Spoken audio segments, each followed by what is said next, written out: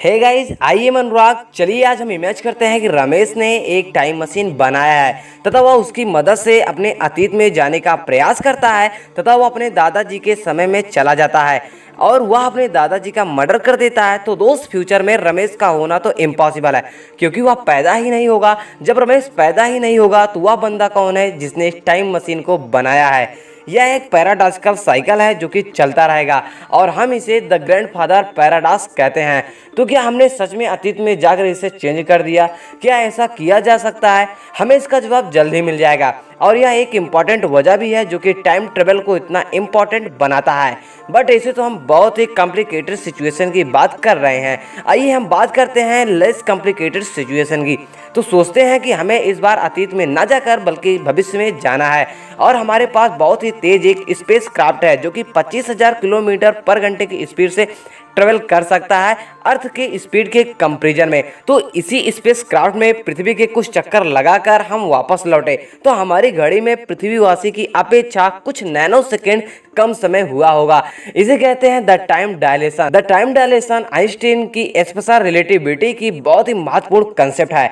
पहले बात करते हैं the time dilation. Time dilation के इफेक्ट को हम एक बहुत ही छोटे रूप में अपने स्पेस स्टेशन में भी देख सकते हैं क्योंकि स्पेस स्टेशन पृथ्वी की चक्कर लगा रहा है और वह तेज गति से आगे बढ़ रहा है।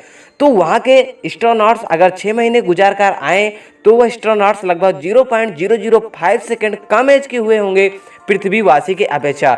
अब ये 0.005 सेकंड बहुत ही कम जरूर लग रहा होगा, लेकिन टाइम डायलेशन की सबसे महत्वपूर्ण बात यह है कि हम लाइट की स्पीड में जितना करीब होते जाएंगे टाइम हमारे लिए उतना ही स्लो होता जाएगा, यानी टाइम डायलेशन का इफेक्ट उतना ही अधिक होता जाएगा। लेकिन रियलिटी में टाइम ही स्लो नहीं होता है बल्कि डिस्टेंस भी कम होने लगता है। इन चीज़ को हम कहते हैं द लेंथ कंट्रैक्शन। इसमें बेसिकली कोई ऑब्जेक्ट जो कि लाइट के स्पीड के आसपास ट्रेवल कर रहा होता है उसके लिए सफ़र के बीच की दूरी भी कम होने लगती है। बट ये दूरी सफ़र करने वालों के लिए जितना कम होती है और दूर खड़े इंसान को देखने में सब कुछ उतना ही समान लगता है। तो इन सब चीज़ों का समय यात्रा से क्या लेना देना है? तो सोचो कि आप 90% स्पीड से ट्रेवल कर रहे हो 10 साल तक। तो जब आप पृथ्वी में लौटोगे तो आपकी एज 10 साल बढ़ेगी, लेकिन पृथ्वी पर 24 साल बीत चुका होगा।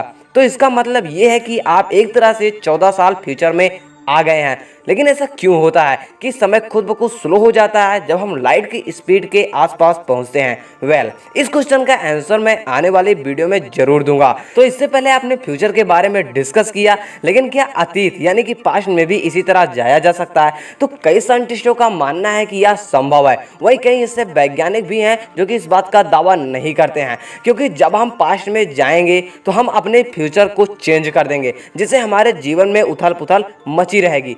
तो ऐसे अतीत में जाने का विज्ञान बहुत ही कॉम्प्लिकेटेड है तथा कई हद तक यह कल्पना में आधारित है। तो भविष्य में हम चाहे टाइम ट्रेवल कर पाएं या ना कर पाएं, लेकिन इस चैनल में ऐसे ही इंटरेस्टिंग वीडियो आते रहेंगे। अगर आप इससे मिस नहीं करना चाहते हैं तो रेड कलर के सब्सक्राइब बटन को टच कीजिए और उसमें आने वाले बेल के ऑप्शन को ऑल पर जरूर सेलेक्ट करिए। उम्मीद है कि आपको यह वीडियो बेहद पसंद आया होगा। पसंद आया है तो लाइक करें, अपने फ्रेंड्स और फैमिली के साथ इसे शेयर करना बिल्कुल ना भूलें। मैं मिलता हूँ एक नए वीडियोज़ के साथ, तब तक के लिए जय हिंद, गुड बाय।